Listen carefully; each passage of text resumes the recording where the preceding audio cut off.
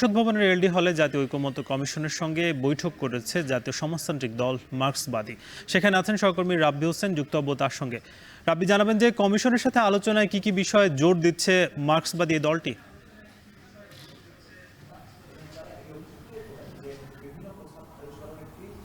সাকিব, বিকেল ৩টা বাজে জাতীয় ঐকমত্য কমিশনের সঙ্গে বৈঠকে বসেছে বাংলাদেশের সমাজতান্ত্রিক দল মার্ক্সবাদী যারা রয়েছেন তারা। এখন ঘণ্টাব্যাপী সময় হয়ে গিয়েছে, ইতিমধ্যে তাদের এই বৈঠক চলছে।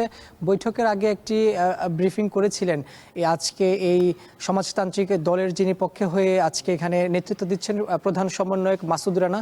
তিনি বলেছেন যে দেশে যেহেতু গণঅভ্যুত্থানের পরে একটি আকাঙ্ক্ষা তৈরি হয়েছে যে একটি শোষণ বৈষম্যহীন একটি বাংলাদেশ গড়ার একটি লক্ষ্য নিয়ে কাজ করা হচ্ছে, সেক্ষেত্রে তারা যে সংস্কার যে কমিশনগুলো যে প্রস্তাবনা দিয়েছে তাদের অধিকাংশ প্রস্তাবে তাদের মত রয়েছে।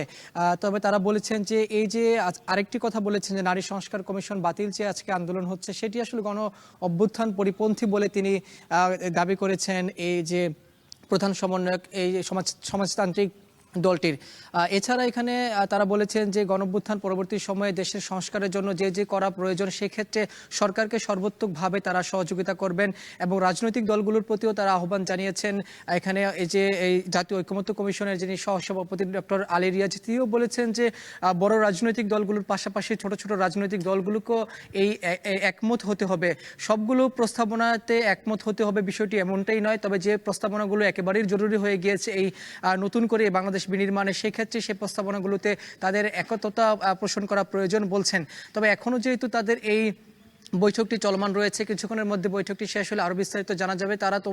তারা আসলে মূলত বলছেন যে ফেসিবাদীর যেহেতু একটি বিলুপ্ত হয়েছে এই যে গণঅভ্যুত্থানের মাধ্যমে, সেটি তারা বলছেন যে কোনো দল ফেসিবাদী কায়েম করতে পারেন না। ফেসিবাদী একটা ব্যবস্থা, এই ফেসিবাদী ব্যবস্থা যাতে আবার পরবর্তীতে কখনো এই বাংলাদেশে ফিরে না আসে সেই বিষয় নিয়েও তারা এখানে এই বৈঠকে আলোচনা করবেন বলে আমাদেরকে জানিয়েছেন। অর্থাৎ এই অন্তর্বর্তী সরকারকে তারা সর্বাত্মকভাবে সহযোগিতা করবেন এই সংস্কার শেষ করার জন্য এবং সংস্কার শেষ করে দ্রুত সময়ের মধ্যে একটি গ্রহণযোগ্য সুষ্ঠু নির্বাচন দেওয়ারও দাবি তারা করেছেন। এবং বৈঠকের মাধ্যমে এর আগে এই বৈঠকে শুরু হওয়ার আগে তিনি বলেছেন যে যেই সংস্কারগুলো বাতিলের কথা বলা হচ্ছে সেটি বাতিল করা কাম্য নয়, তবে সংস্কারের প্রস্তাবনাগুলো কাটছাট করা যেতে পারে। অর্থাৎ যে প্রস্তাবনাগুলো বেশি জরুরি হয়ে গিয়েছে সেগুলো আগে শেষ করা উচিত এবং যে প্রস্তাবনাগুলো অপেক্ষাকৃত কম সময়ের মধ্যে বা দ্রুত সময়ের মধ্যে শেষ করা যাবে সেই প্রস্তাবনাগুলো শেষ করে একটি জাতীয় সনদ তৈরি করে আরেকটি গণতান্ত্রিক উপায়ে একটি নির্বাচন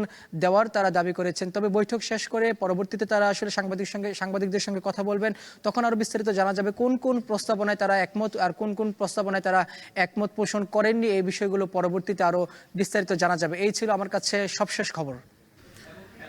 ঐকমত্য কমিশনের বৈঠকের খবর জানাচ্ছিলেন সহকর্মী রাব্বি হোসেন।